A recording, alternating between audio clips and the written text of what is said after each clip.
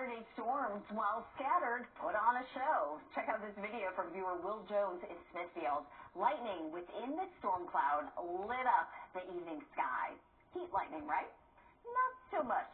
Meteorologist Chris Michaels explains what this phenomenon really is in today's Ask the Meteorologist.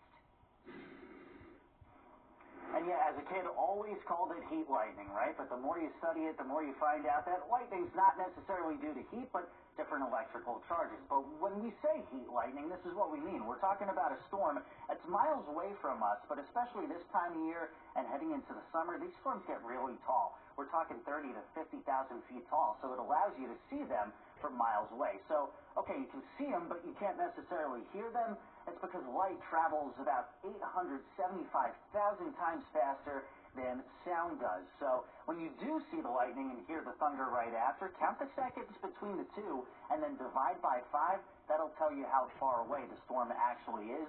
And that's important this time of year because, as you very well may know, lightning can strike 10 to 12 miles away from a storm. So whether you're golfing or at the pool, something that's very important to know because North Carolina, unfortunately, ranks number 2 in the country in lightning casualties. So if you hear thunder, great time to get inside.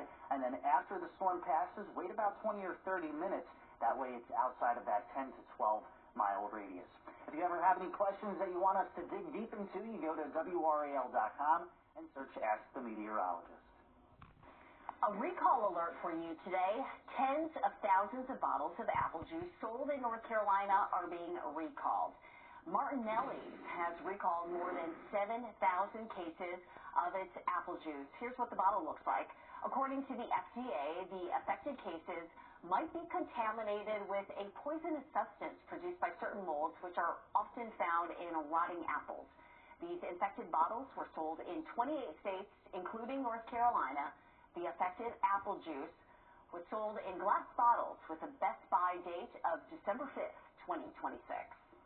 New research involving more than 240,000 people find every bite of ultra-processed foods you eat increases your risk of a premature death from any cause. Ultra-processed foods are considered to have little to no whole foods and are chemically manipulated and often contain synthetic additives. According to one expert, there's no reason to believe humans can adapt to these products, meaning the body may become impaired or damaged depending on its vulnerability to the amount of ultra-processed foods that you eat.